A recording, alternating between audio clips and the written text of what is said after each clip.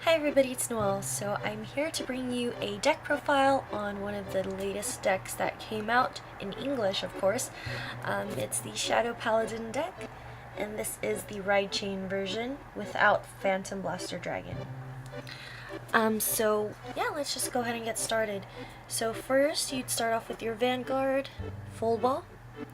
When Blaster Javelin rides him, you can look for Blaster Dark in your deck. 4 critical triggers, and he is Grim Reaper. 4 draw triggers, and he is Abyss Freezer. 4 heal triggers, which is Abyss Healer. And 4 stand triggers, which is Dark Side Trumpeter. So that's pretty much the only triggers that they have for this deck as of now. Hopefully in the future they add more critical triggers or something. Not a big fan of stands, but that's a personal preference. Alright, so next is 4 Blaster Javelins. Again, when this rides Full Ball, you get to search for Blaster Dark. When Full Ball is in the soul, this card gets plus 2,000, so he turns from 6k to 8k. And also, if you put him on the rear guard, you discard a grade 3 from your hand, you can search for Phantom Blaster Dragon in your deck. 3 Guru Balls. And this card, when this card is attacking the Vanguard, it gets plus 2,000, I believe. Yes, plus 2,000, so it goes up to 9,000 attacking power. Next is 4 Charons, 8k booster, that's pretty much it. That's 4. 3 Dark Shield Maclears. And it's just a perfect guard for Shadow Paladin. We have 3 Blaster Darks. It's pretty much the only thing you need is Blaster Javelin, because Blaster Dark's effect isn't really useful when he's a rear guard. So when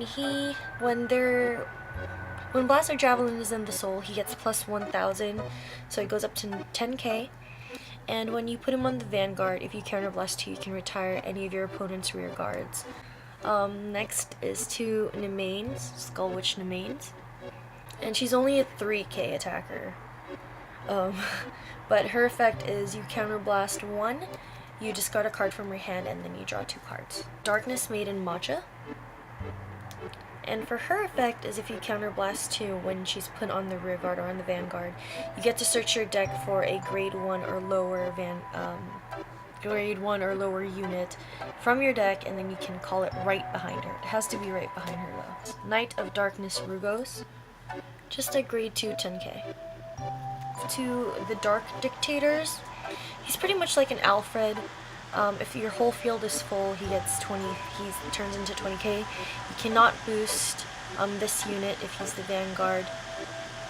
So he pretty much gets 2,000 for each Shadow Paladin rear guard.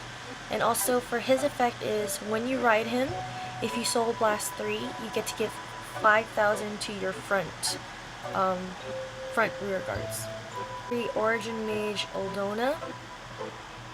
And for his effect, his limit break is when you have 4 or more damage, you counterblast to retire 2 of your units, and then you draw 2 cards. He gets plus 3,000 when he's attacking the Vanguard. So if you're attacking the Vanguard, and on top of that doing the counterblast, so you get plus 6,000.